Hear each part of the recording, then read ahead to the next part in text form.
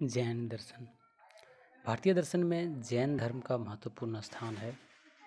इस धर्म की गिनती शरमन दर्शन में होती है। यह ऐतिहासिक काल की दृष्टि से बौद्ध धर्म से पहले आता है।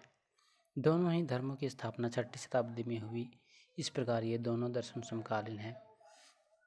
अधिकांश आधुनिक विद्वान जैन धर्म का प्रवर्तक वर्धमान महावीर को मानकर उसका प्रारंभ 6ठी शताब्दी ईस्वी पूर्व में मानते हैं, जबकि जैन मान्यता के अनुसार महावीर 24 तीर्थंकरों में से अंतिम अर्थात 24वें तीर्थंकर थे। जैन धर्म के प्रथम तीर्थंकर ऋषभदेव थे, परंतु उन्होंने धर्म के संवर्धन, सुधार, प्रचार और प्रसार में विशेष योगदान दिया। जैन शब्द की उत्पत्ति जीन से हुई है। जीन शब्द संस्कृत की जी धातु से व्युत्पन्न है, जिसका अर्थ है जीतना। इस व्युत्पत्ति के आधार पर जीन वह है जिसने अपने स्वभाव या मनोवेगों पर विजय प्राप्त कर ली है। जीन के अनुयायी ही जैन कहलाते हैं।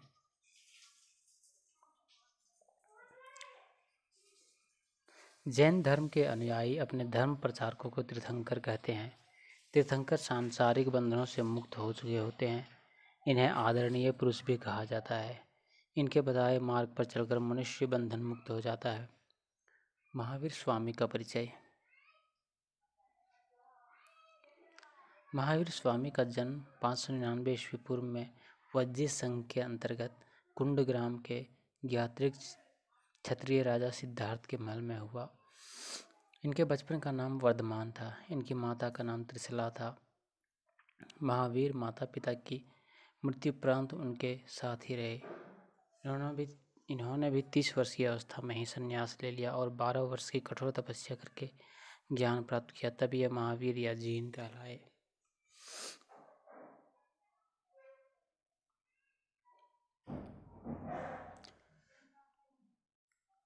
कर्म बंधन की ग्रंथि खोल देने के कारण इन्हें निग्रंथ भी कहा जाता है।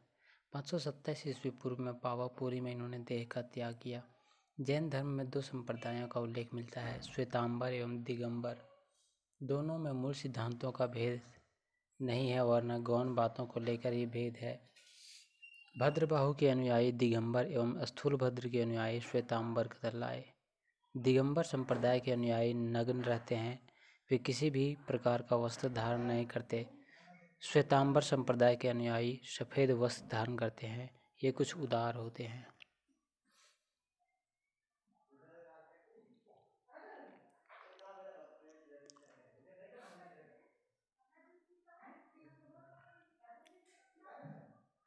जैन साहित्य और साहित्यकार। साहित्य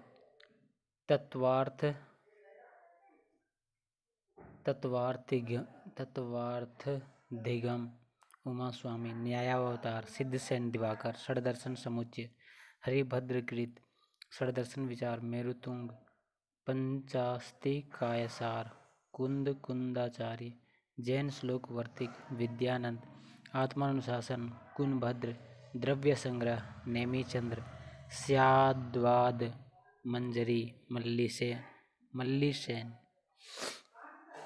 सत्ता की अवधारणा। जैन धर्म के अनुसार प्रत्येक पदार्थ में सत्य और असत दोनों ही अंग विद्यमान रहते हैं। एक वस्तु अन्य वस्तु में रूपांतरित हो सकती है, रूपांतरित वस्तु अन्य वस्तु में बदल सकती है।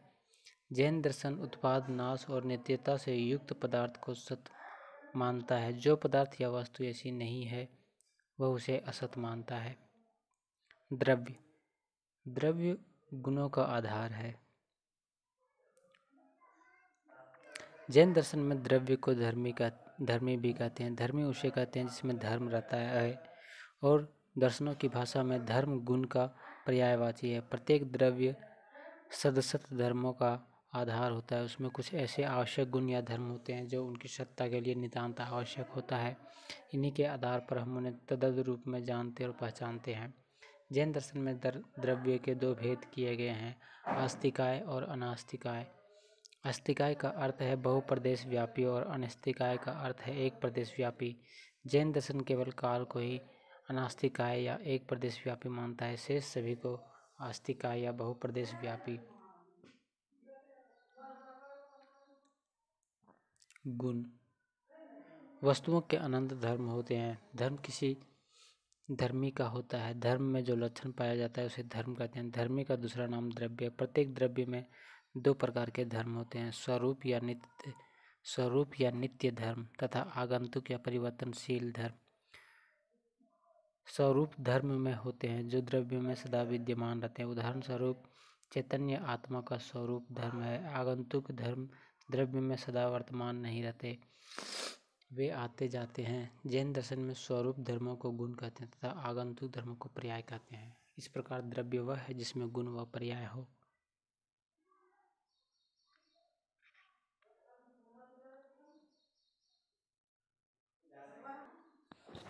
पर्याय: जब मनुष्य राग, द्वेष आदि मानसिक बाधाओं पर विजय पाता है तब अन्य व्यक्तियों के वर्तमान तथा भूत विचारों को जान सकता है।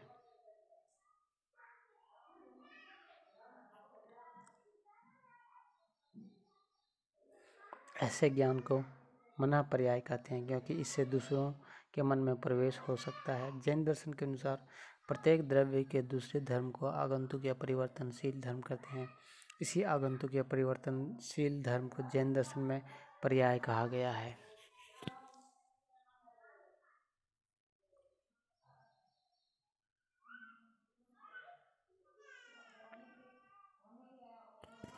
जीव। जैन दर्शन में आत्मा शब्द का प्रयोग नहीं हुआ है, आत्मा के स्थान पर जीव शब्द का प्रयोग किया गया है। यहाँ जीव आत्मा का पर्यायवाची है। जैन दर्शन में जीव को एक चेतन द्रव्य माना गया है। चैतन्य जीव का मूल लक्षण है। यह जीव में सदैव विद्यमान रहता है। चैतन्य के अभाव में जीव की कल्पना भी नहीं की जा सकती है। जैन दर्शन में जीव को परिभाषित करते हुए कहा गया है कि चेतना लक्षणो जीव। जैन दार्शनिकों का जीव संबंधी यह विचार न्याय वैशेषिक के आत्मा विचार से भिन्न है, क्योंकि न्याय वैशेषिक के अनुसार आत्मा स्वभावतः चैतन्य से रहित है। जब आत्मा का संपर्क 5 इंद्रियों तथा मन से होता है तो आत्मा में चैतन्य का संचार होता है। अतः स्पष्ट है कि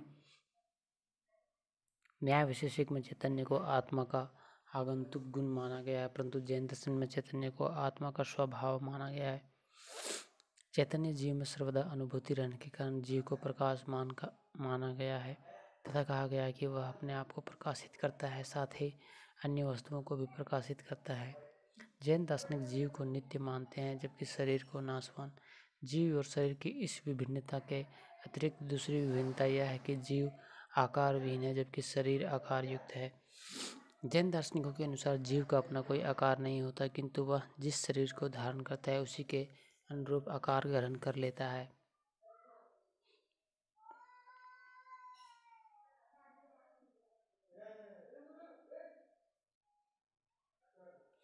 जैसे प्रकाश का अपना कोई आकार नहीं होता, किंतु जिस कमरे में वह प्रकाशित होता है उसी कमरे का आकार ग्रहण कर लेता है।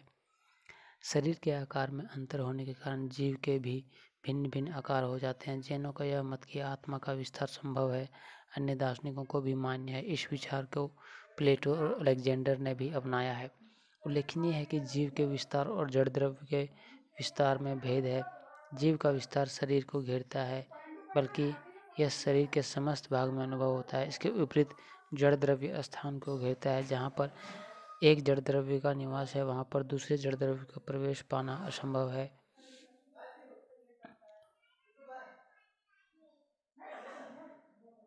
परंतु जिस स्थान में एक जीव है वहाँ दूसरे जीव का भी समावेश हो सकता है। ठीक उसी प्रकार जिस प्रकार एक कमरे में 2 प्रकाश प्रकाशित हो सकते हैं। जैन दार्शनिकों के अनुसार यह सारा संसार अनंत जीवों से परिपूर्ण है। जीव का निवास केवल मनुष्यों, पशुओं और पेड़ पौधों में ही नहीं है, बल्कि छोटे से छोटे जीव जंतुओं, धातुओं, पत्थरों जैसे पदार्थों में भी होता है। जैन दर्शन में समस्त जीवों को 2 श्रेणियों में बांटा गया है, मुक्त और बद्ध। मुक्त एवं बद्ध जीव।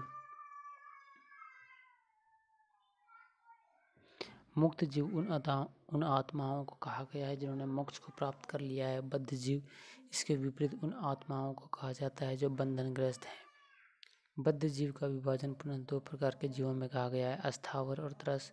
अस्थावर जीव गतिहीन जीवों को कहा जाता है। ये पृथ्वी, वायु, जल, अग्नि और वनस्पति में निवास करते हैं। इनके पास सिर्फ एक ही ज्ञानेंद्रियाँ होती है, स्पर्श की, इसलिए इन्हें एकेंद्रिय जीव भी कहा जाता है। इन्हें केवल स्पर्श का ही ज्ञान होता है। त्रास जीव वे हैं जो गतिशील होते हैं।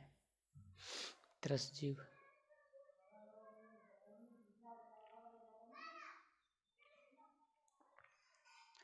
विभिन्न प्रकार के जीव जंतु तथा मानव आदि इसी श्रेणी में आते हैं। ये निरंतर विश्व में भटकते रहते हैं। जैन दार्शनिकों ने जितने भी जीवों की चर्चा की है सभी चैतन्य, परंतु जहाँ तक चैतन्य की मात्रा का संबंध है, भिन्न भिन्न कोटि के जीवों में चैतन्य की मात्रा भिन्न भिन्न होती है। कुछ जीवों में चेतना कम विकसित होती है तो कुछ जीवों में चेतना अधिक विकसित होती है। सबसे अधिक विकसित चेतना मुक्त जीवों की होती है। इन्हें एक छोर पर रखा जा सकता है। सबसे कम विकसित चेतना स्थावर जीवों में, इसलिए इन्हें दूसरे छोर पर रखा जा सकता है। जीव के अस्तित्व के लिए प्रमाण।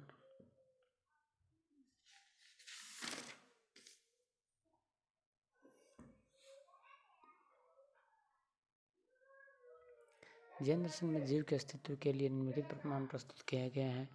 किसी भी वस्तु का ज्ञान उसके गुणों को देखकर होता है। इसी प्रकार हमें जीव के गुणों जैसे चेतना, सुख दुख, संदेह, स्मृति इत्यादि की प्रत्यक्षानुभूति होती है।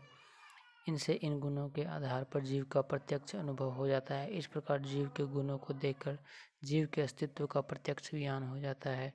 शरीर को इच्छानुसार परिचालित किया जाता है। शरीर एक प्रकार की मशीन है। मशीन को चलायमान करने के लिए एक चालक की आवश्यकता होती है। इससे सिद्ध होता है कि शरीर का कोई न कोई चालक अवश्य होगा, वह जीव है।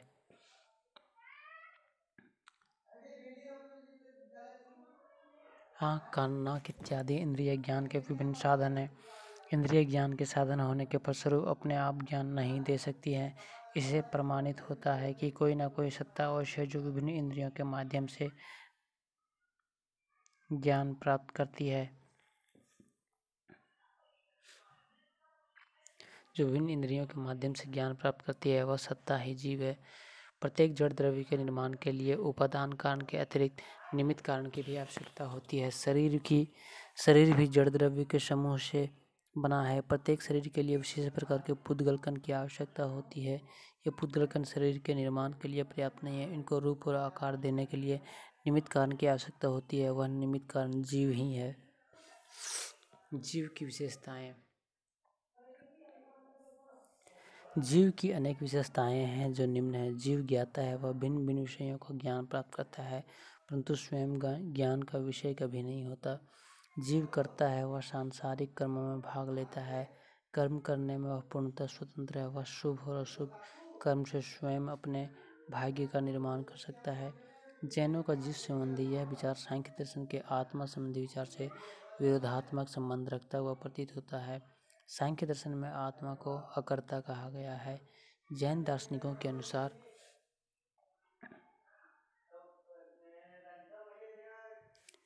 इस संसार में अनंत जीव विद्यमान है। जीव अनंत चतुष्टय से युक्त है, अर्थात जीव में अनंत ज्ञान, आनंद, दर्शन, अनंत शक्ति तथा अनंत आनंद विद्यमान है। अनंत ज्ञान, अनंत दर्शन, अनंत शक्ति तथा अनंत आनंद विद्यमान है। अनंत चतुष्टय मुक्त जीव का स्वरूप है। बंधन की स्थिति में जीव का अनंत चतुष्टय से युक्त स्वरूप बाधित हो जाता है।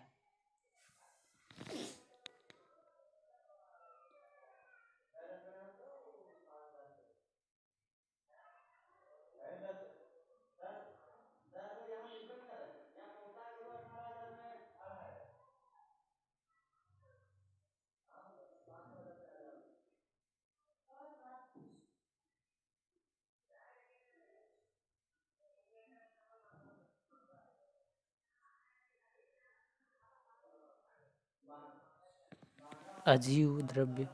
अस्थिकाय के दो प्रकारों में यह द्वितीय है। इसे जड़ भी कहते हैं। जीवों का निवास स्थान यह जगत है। जगत जड़ द्रव्यों से बना हुआ है। कुछ जड़ द्रव्यों के कारण जीव शरीर धारण करते हैं और कुछ बाह्य परिस्थिति का निर्माण करते हैं।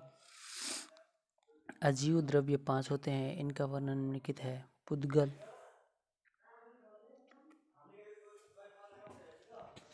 जैन दर्शन में पुद्गल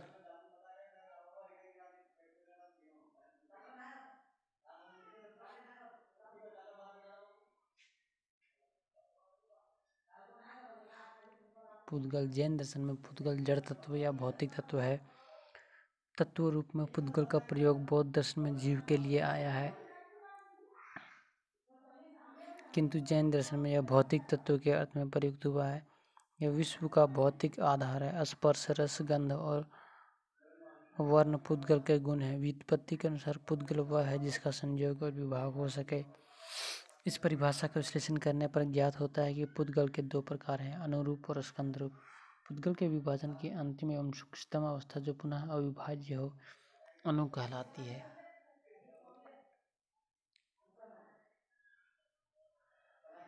अनु अविभाज्य होने के कारण निरवयव होता है। इसका आदि, अंत एवं मध्य कुछ भी नहीं होता। यह सूक्ष्मतम, अविभाज्य, निरवयव, निरपेक्ष एवं नित्य सत्ता है।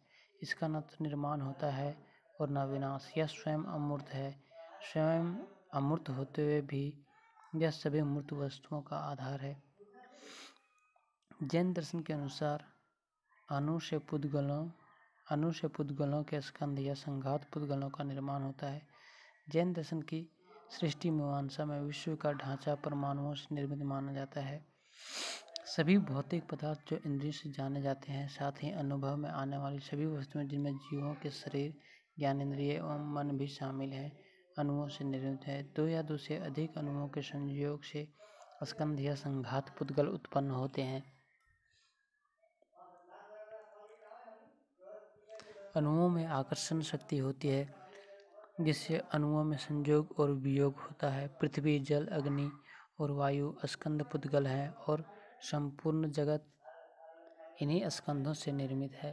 प्रत्येक दृश्यमान पदार्थ एक स्कंध है और भौतिक जगत एक स्कंधों का समूह है। भौतिक जगत में दिखाई देने वाले परिवर्तन अणुओं के संयोग और विभाग से उत्पन्न होते हैं। संक्षेप में अणु पुद्गल अदृश्य है, अनुमानजन्य है, किंतु स्कंद पुद्गल दृष्टिगोचर है। अणु पुद्गल कारण रूप है और स्कंद पुद्गल कार्य रूप। उल्लेखनीय है कि जैन दर्शन कर्म को भी परमाण्विक मानता है। भारतीय दर्शन में अनुवादी कल्पना वैशेषिक एवं बौद्ध दर्शनों को प्राप्त होती है। जैन एवं वैशेषिक अनुवाद में कुछ समानताएं हैं। दोनों विचारधाराओं के विचारक अणुओं को अविभाज्य, निरवयव, नित्य, अदृश्य तथा भौतिक जगत का उत्पादन कारण मानते हैं। दोनों दर्शनों के अनुवादी विचारों में मतभेद भी है। जैसे जैन दार्शनिक अणुओं में केवल परिमाणात्मक भेद मानते हैं, किंतु वैशेषिक दार्शनिक अणुओं में परिमाणात्मक और गुणात्मक भेद स्वीकार करते हैं।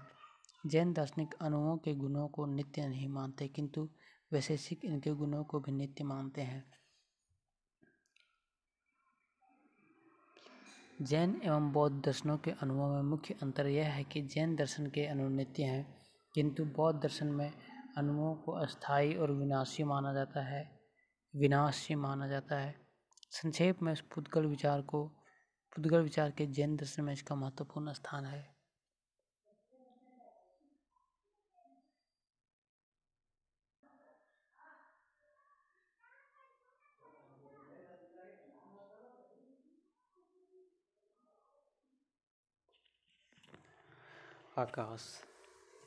आकाश के कारण ही विस्तार संभव है।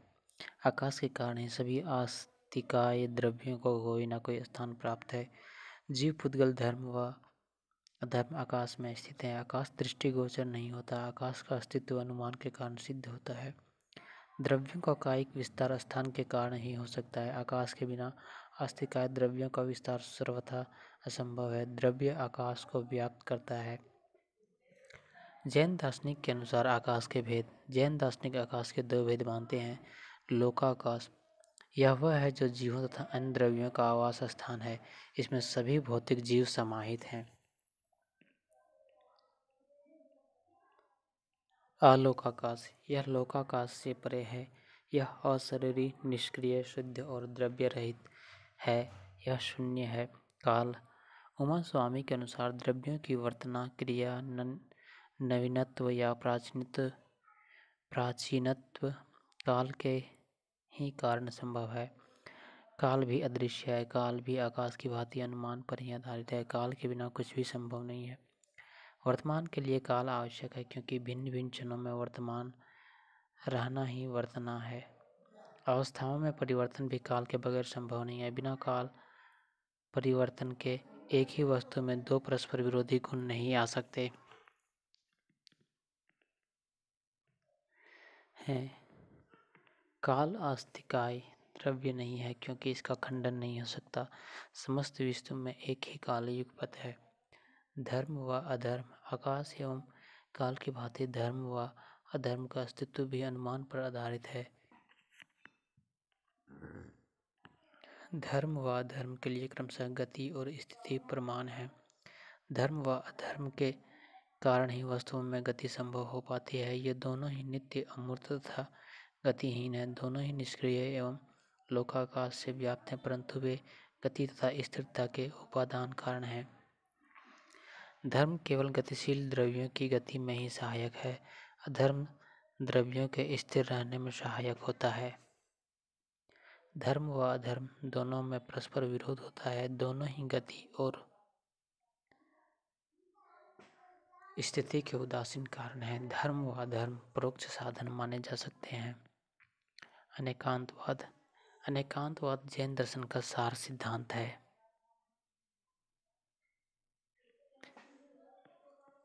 यह एक तत्वमीमांसीय सिद्धांत है जो बहुतत्ववादी, वस्तुवादी तथा सापेक्षतावादी है। अनेकांतवाद जैन दर्शन का मूल सिद्धांत है। इस सिद्धांत के अनुसार जगत में अनेक वस्तुएं विद्यमान है तथा प्रत्येक वस्तु में अनंत धर्म है। जैनों ने कहा है अनंत धर्मकम वस्तु। जैन दार्शनिकों के अनुसार यह संसार चेतन जीव और भौतिक जड़ तत्व से परिपूर्ण है। चेतन जीव तथा भौतिक जड़ तत्व नित्य, परस्पर भिन्न तथा स्वतंत्र हैं। जैन दर्शन में आत्मा शब्द का प्रयोग नहीं किया गया है, बल्कि आत्मा के स्थान पर जीव शब्द का प्रयोग किया गया है। अतः यहाँ जीव आत्मा का ही पर्यायवाची है। यहाँ जीव को एक चेतन द्रव्य की संज्ञा दी गई है। चेतना जीव का स्वरूप लक्षण है।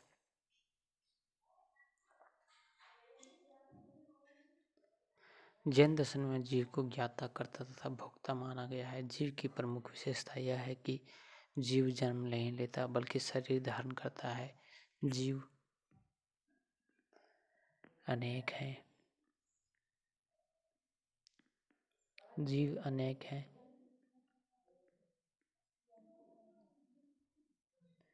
जैन जीवों के संबंध में बहुतत्ववादी मत को अपनाते हैं तथा कहते हैं कि यह समस्त संसार अनंत जीवों से परिपूर्ण है।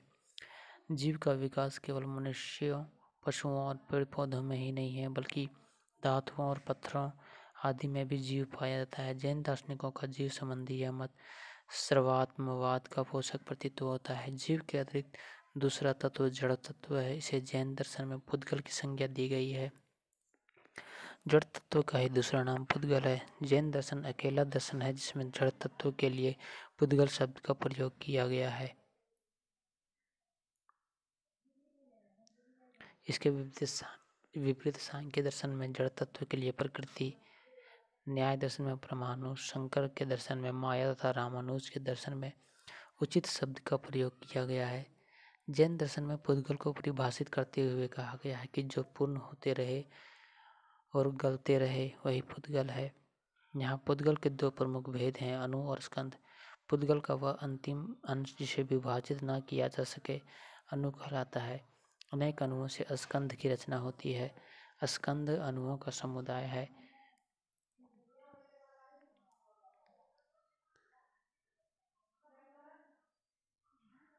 स्कंध अणुओं का समुदाय है। रूप, रस, गंध, स्पर्श ये पुद्गल के चार गुण हैं। ये चारों गुण अणु तथा स्कंध में विद्यमान रहते हैं। जैन दार्शनिकों के अनुसार सत्ता द्रव्यों के रूप में है। द्रव्य वह है जिसमें उत्पत्ति, विनाश और ध्रुव यानी नित्यता पाया जाता है। जैन दर्शन में द्रव्य के लिए धर्मी तथा गुण के लिए धर्म शब्द का प्रयोग किया गया है। जैन दार्शनिकों ने धर्मों की परिवर्तनशीलता तथा अपरिवर्तनशीलता के आधार पर धर्मों को दो भागों में विभाजित किया है। द्रव्य के अपरिवर्तनशील धर्मों को स्वरूप धर्म तथा परिवर्तनशील धर्मों व आगंतुक धर्म की संज्ञा दी गई है तथा इन्हें क्रमशः गुण तथा पर्याय कहा गया है। जैन दार्शनिकों के अनुसार गुण नित्य तथा पर्याय अनित्य है। इस प्रकार जैन दार्शनिक अपने द्रव्य विचार में अद्वैत वेदांत और बौद्धों के मतों को महत्व देते हैं, क्योंकि अद्वैत वेदांतियों के अनुसार द्रव्य नित्य तथा बौद्ध दार्शनिक के अनुसार द्रव्य परिवर्तनशील अनित्य है। अतः स्पष्ट है कि जैनियों का द्रव्य संबंधी दृष्टिकोण अद्वैत वेदांतियों तथा बौद्ध दार्शनिकों के दृष्टिकोण का समन्वय मात्र है, जो जैन दार्शनिकों के अनेकांतवादी दृष्टिकोण का परिचायक है। जैन दार्शनिकों का अनेकांतवादी सिद्धांत दो एकांतिक दृष्टियों को मिलाने वाली कोई दृष्टि मात्र नहीं है, बल्कि एक स्वतंत्र दृष्टि है जिसके द्वारा वस्तुओं के पूर्ण स्वरूप का प्रकाशन होता है। द्रव्य को नित्य, अनित्य, एक, अनेक आदि मानने के कारण इनके मत को अनेकांतवाद कहा जाता है।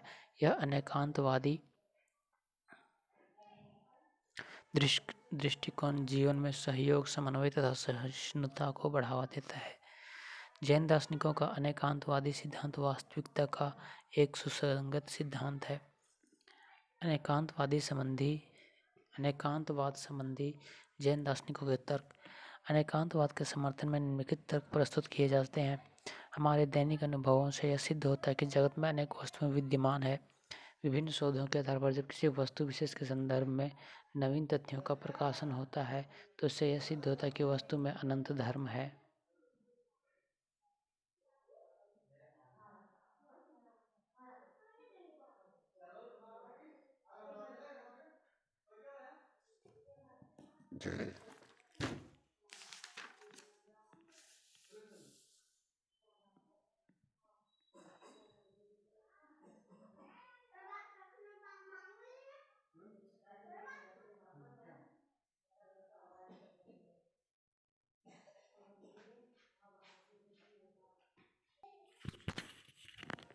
वैचारिक विविधता की तर्कसंगत व्याख्या करने के लिए अनेकांतवाद को मानना अनिवार्य है। एक ही वस्तु तथा विभिन्न वस्तुओं का देश, काल तथा परिस्थिति के अनुसार हमें भिन्न भिन्न अनुभव होता है, जिससे यह सिद्ध होता है कि वस्तुओं के अनंत धर्म विद्यमान है। जगत में नाना प्रकार के दार्शनिक सिद्धांत प्रचलित हैं जो कि विभिन्न दृष्टियों पर आधारित हैं। इस प्रकार सत्ता संबंधी जितने सिद्धांत हैं, वस्तुओं के उतने प्रकार के धर्म हैं।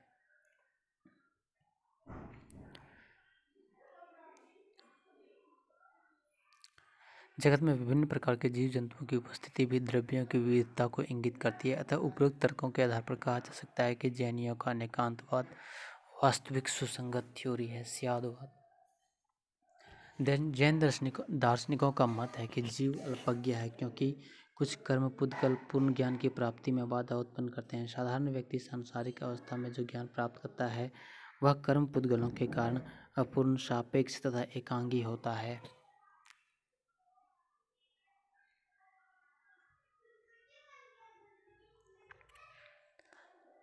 कारण यह है कि साधारण व्यक्ति किसी वस्तु को एक समय में एक ही दृष्टि से देख सकता है, इसलिए उस वस्तु के कुछ ही धर्मों को जान सकता है। परिणाम स्वरूप वस्तु के संदर्भ में जो कुछ कहा जाता है वह अपूर्ण, सापेक्ष तथा एकांगी होने के कारण प्रामाणिक ज्ञान की कोटि में नहीं आता है। जैन दार्शनिकों का मत है कि यदि इस सापेक्ष तथा एकांगी ज्ञान को प्रामाणिक बनाना है तो ऐसे प्रत्येक सांसारिक ज्ञान के पूर्व हमें स्याद शब्द का प्रयोग करना अनिवार्य है। उल्लेखनीय है कि यहाँ स्याद शब्द से तात्पर्य संशय, संभावना, अनिश्चितता तथा अज्ञता आदि से नहीं, बल्कि यहाँ स्याद से तात्पर्य हो सकता है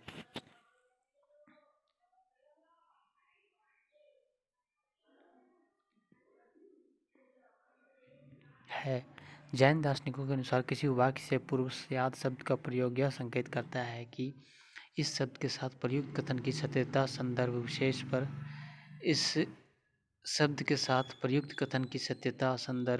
पर निर्भर है, इसलिए यह कथन सापेक्षिक रूप से सत्य है। अन्य शब्दों में स्याद से युक्त कथन काल, स्थान तथा दृष्टिकोण विशेष से आंशिक सत्य है, क्योंकि किसी अन्य दृष्टिकोण से कोई अन्य कथन भी उस वस्तु के बारे में प्रस्तुत किया जा सकता है जो परस्पर भिन्न होते हुए भी अपने प्रसंग के अनुसार उस वस्तु के संदर्भ में आंशिक रूप से सत्य हो सकता है। जैन दार्शनिकों के अनुसार किसी भी सांसारिक ज्ञान के पूर्व स्याद शब्द का प्रयोग नहीं करना एकांगी मत के समतुल्य है, साथ ही अप्रामाणिक है। उदाहरणतः कुछ अंधे हाथी का आकार जानना चाहते थे।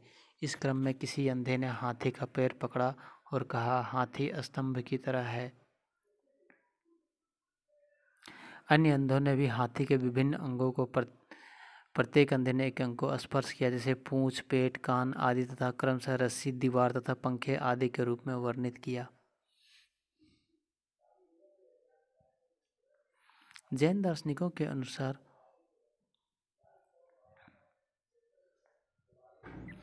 हाथी के स्वरूप के संदर्भ में प्रत्येक अंधे का मत एकांतिक था, क्योंकि प्रत्येक ने हाथी के किसी एक पक्ष का ही वर्णन किया था। उनमें हाथी के स्वरूप को लेकर परस्पर मतभेद भी पैदा हो गया था, किंतु जैसे ही अंधों को यह बताया गया कि प्रत्येक ने हाथी के अलग अलग अंगों को स्पर्श किया है, तो उनका मतभेद दूर हो गया।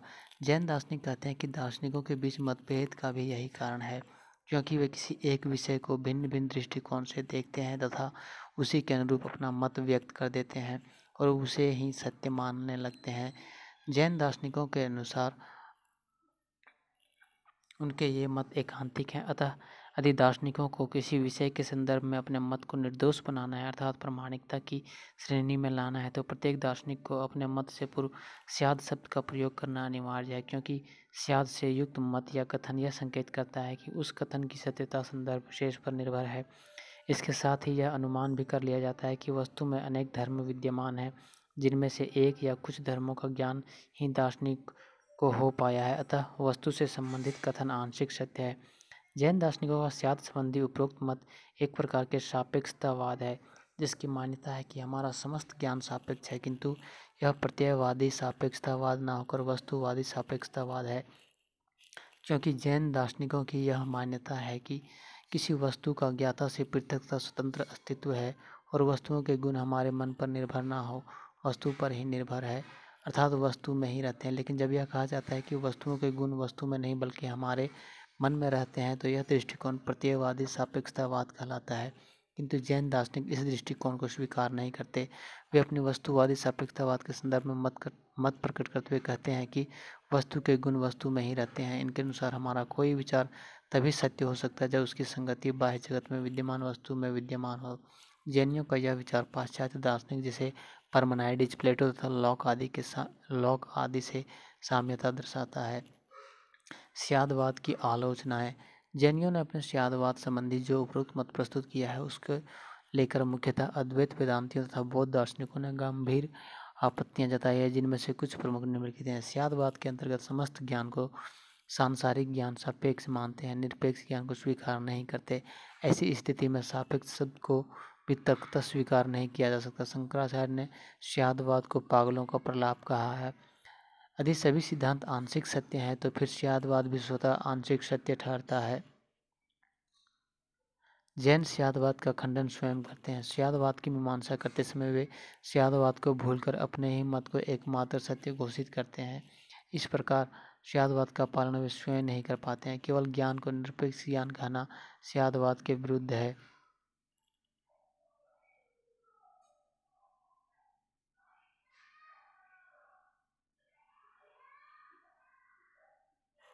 स्यादवाद का महत्व।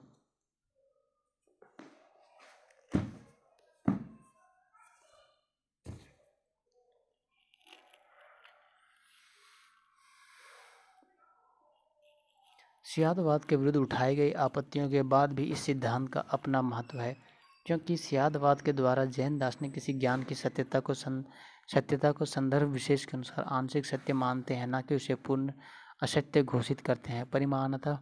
परिणामतः यह धार्मिक संघर्ष, दार्शनिक विवाद तथा अन्य मतभेदों का शांतिपूर्ण ढंग से समाधान करने का उदार मार्ग प्रस्तुत करता है।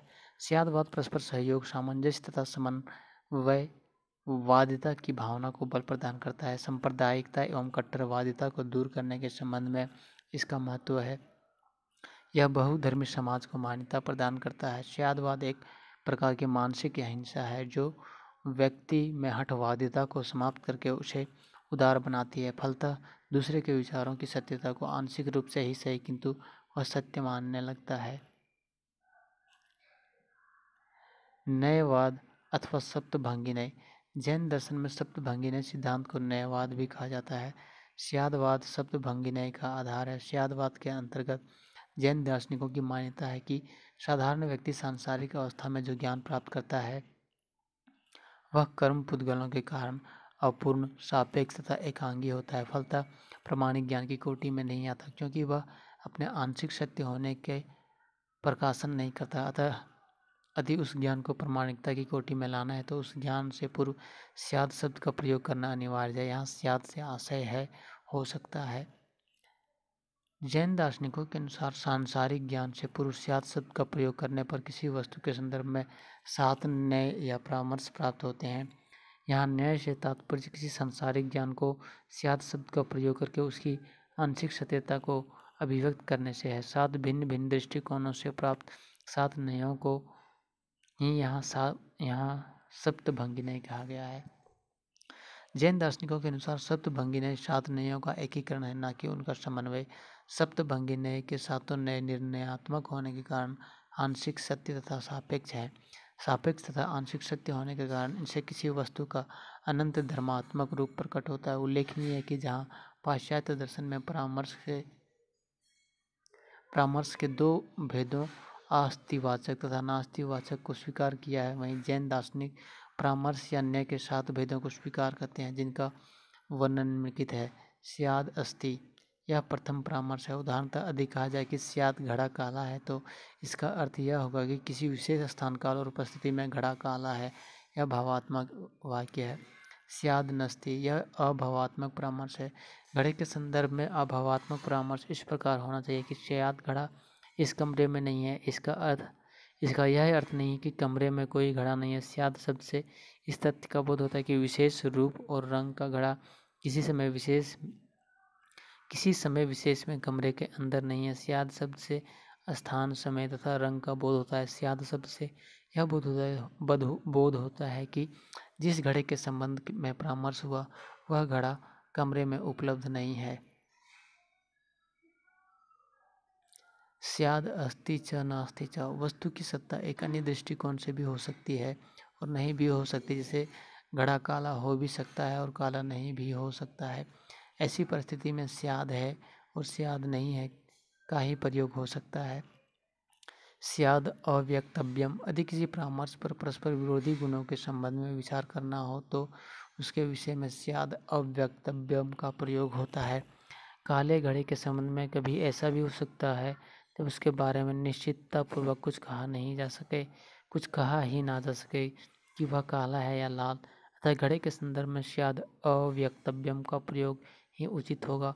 जैनों का यह चौथा परामर्श महत्वपूर्ण प्रतीत होता है, क्योंकि सभी प्रश्नों के उत्तर भावात्मक या निषेधात्मक रूप से प्रस्तुत करना वांछनीय नहीं है, क्योंकि कुछ ऐसे भी प्रश्न होते हैं जिनके संबंध में मौन रहना या यह कहना कि इस बारे में कुछ भी कहा नहीं जा सकता है प्रशंसनीय है। जैनों का चौथा परामर्श इस बात का प्रमाण है कि वे विरोध को एक दोष के रूप में स्वीकार करते हैं, अतः वे विरोध न करने तथा उसके स्थान पर चुप रहने का आदेश देते हैं।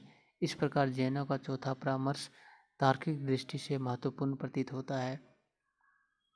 स्याद अस्ति च अव्यक्तव्यम च, वस्तु एक ही समय में उपलब्ध भी हो सकती है और फिर भी अवर्णनीय हो सकती है। किसी विशेष दृष्टि से घड़े को काला कहा जा सकता है, परंतु जब प्रकाश आदि का अभाव हो तो ऐसी स्थिति में घड़े का रंग का वर्णन करना असंभव हो जाता है, अतः घड़ा काला है और अवर्णनीय है। यह परामर्श पहले तथा चौथे परामर्श को जोड़ने पर प्राप्त होता है। स्याद नस्ति च अव्यक्तव्यम च, दूसरे और चौथे परामर्श को मिला देने पर छठा परामर्श प्राप्त होता है।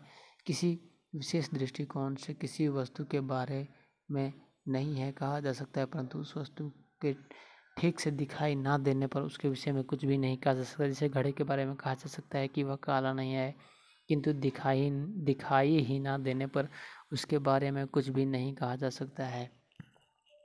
स्याद अस्ति च नास्ति च अव्यक्तव्यम च, यह परामर्श तीसरे और चौथे को जोड़कर बनाया गया है, जिसके अनुसार एक दृष्टि से घड़ा काला है, दूसरी दृष्टि से घड़ा काला नहीं है, और जब दृष्टि स्पष्ट संकेत ना करे तो अवर्णनीय है।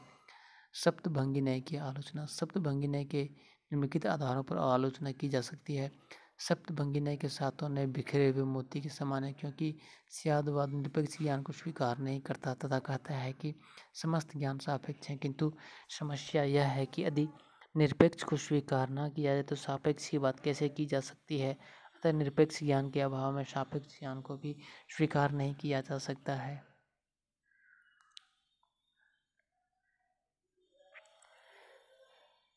सप्तभंगी न्याय मूलतः सत और असत नामक बुद्धि कोटियों से निर्मित है, जो स्वयं जैन दार्शनिकों ने अद्वैत वेदांतियों तथा बौद्धों से उधार ली है। सप्तभंगी न्याय की परीक्षा करने पर यह ज्ञात हो जाता है कि उसके अंतिम 3 न्याय ऊपर के नयों का योग मात्र है। इसलिए कुमारिल भट्ट का मत है कि इस आधार पर 7 नहीं बल्कि सैकड़ों नए बनाए जा सकते हैं।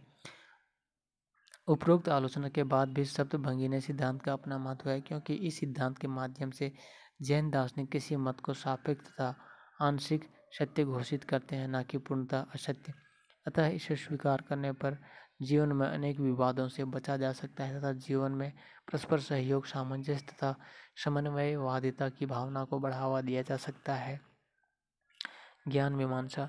जैन दर्शन चेतना को जीव का स्वरूप धर्म मानता है। जीव में स्वभावतः अनंत दर्शन, अनंत ज्ञान, अनंत वीर्य एवं अनंत आनंद होता है। आशय यह है कि जैन धर्म में जीव अनंत चतुष्टय से युक्त होता है। जैन दर्शन की मान्यता है कि ज्ञान स्वयं को प्रकाशित करने के साथ साथ अन्य पदार्थों को भी प्रकाशित करता है। जीवात्मा किसी पदार्थ को जानने के साथ ही स्वयं को भी जानती है। यद्यपि जीव अनंत चतुष्टय से युक्त है, फिर भी उसका शुद्ध चैतन्य कर्म पुद्गलों के कारण ओझल रहता है। जीव कर्म पुद्गलों के आवरण के कारण अपने पूर्ण ज्ञान को अभिव्यक्त नहीं कर पाता। कर्म पुद्गलों का क्षय हो जाने पर ही जीव को ज्ञान प्राप्त हो जाता है। जैन दर्शन में ज्ञान के प्रकार। जैन दर्शन में ज्ञान 2 प्रकार का होता है, परोक्ष ज्ञान तथा अपरोक्ष ज्ञान। परोक्ष ज्ञान में है स्मृति, प्रतिभिज्ञा, तर्क, अनुमान, आगम। अपरोक्ष ज्ञान में है व्यवहारिक पारमार्थिक ज्ञान। पारमार्थिक ज्ञान है अवधि, मन, पर्याय, केवल। परोक्ष ज्ञान। परोक्ष ज्ञान, जो ज्ञान साधारणतः अपरोक्ष माना जाता है, वह केवल अपेक्षाकृत अपरोक्ष है। इंद्रियों की अपेक्षा के बगैर स्वतः प्राप्त ज्ञान परोक्ष ज्ञान कहलाता है। इस प्रकार के ज्ञान में आत्मा का पदार्थ से साक्षात संबंध होता है। परोक्ष ज्ञान के प्रकार। सिद्ध सेन दिवाकर के अनुसार परोक्ष ज्ञान के प्रकार निम्नलिखित हैं। स्मृति ज्ञान, जिसे पहले कभी सुना, देखा या अनुभव किया गया हो, ऐसे विषय का यथार्थ स्मरण स्मृति ज्ञान कहलाता है। प्रत्यभिज्ञा, जब मनुष्य किसी वस्तु को देखता है तो उसे सादृश्यता का बोध होता है और वह उस वस्तु को पहचान लेता है, तब ऐसा ज्ञान प्रत्यभिज्ञा ज्ञान कहलाता है। प्रत्यभिज्ञा का अर्थ होता है पहले से जाना पहचाना।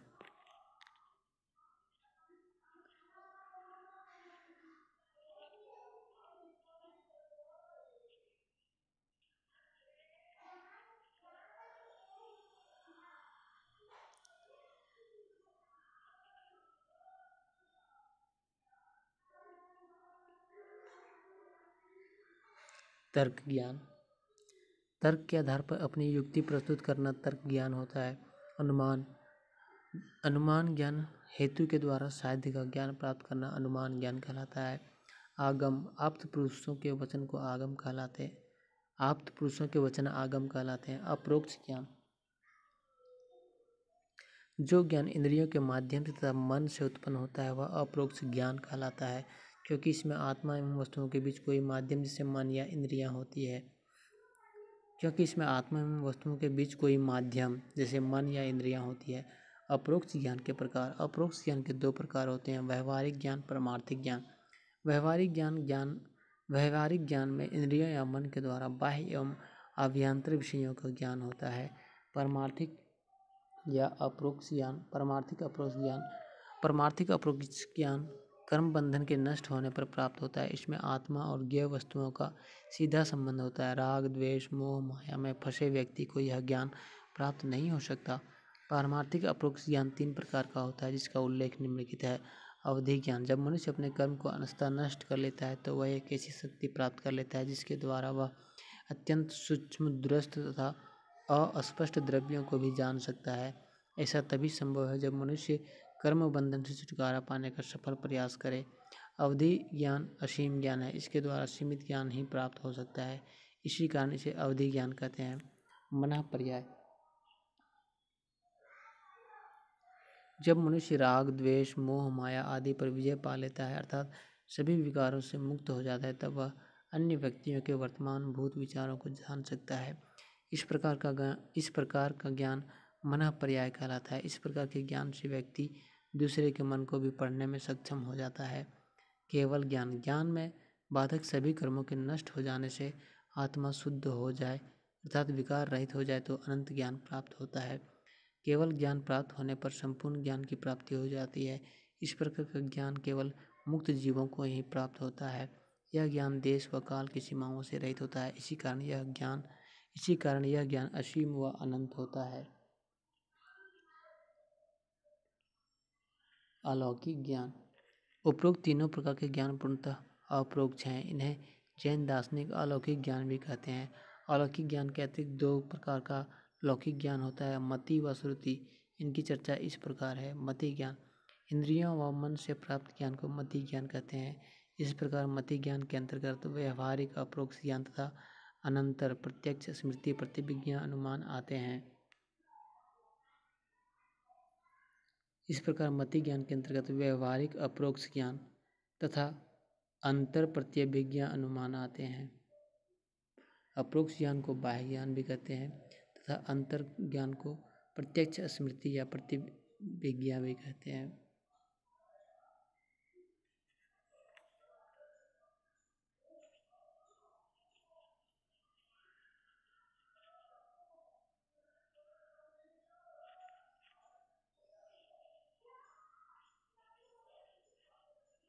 मति ज्ञान दो प्रकार का होता है, इंद्रियजन्य ज्ञान तथा अतीन्द्रिय ज्ञान। इंद्रियजन्य ज्ञान में इंद्रियों का बाह्य वस्तु से संपर्क होता है। इंद्रियजन्य ज्ञान चार प्रकार से प्राप्त होता है। उदाहरण, किसी भी ध्वनि के सुनने पर सर्वप्रथम इंद्रियां संवेदन प्राप्त करती है, परंतु ज्ञात नहीं होता कि ध्वनि किसकी है। यह अवस्था अवग्रह कहलाती है। अवग्रह से केवल विषय का ग्रहण होता है, तब प्रश्न उठता है कि ध्वनि किसकी है। यह अवस्था ईहा कहलाती है। इसके बाद एक निश्चयात्मक ज्ञान प्राप्त होता है कि ध्वनि अमुक वस्तु की है, इसे आवाय कहते हैं। इस प्रकार जो ज्ञान प्राप्त होता है उसके मन में धारण होता है, इसको धारण कहते हैं। श्रुति ज्ञान। किसी के बताने प्रमाणिक ग्रंथों को सुनने अथवा आप्त वचनों से जो ज्ञान प्राप्त होता है उसे श्रुत ज्ञान कहते हैं। इस प्रकार के ज्ञान के लिए इंद्रिय ज्ञान का होना जरूरी है, अतः मति ज्ञान से पहले श्रुत ज्ञान आता है। श्रुत ज्ञान त्रैकालिक ज्ञान का विषय होता है। श्रुत ज्ञान अपरिणामी होता है।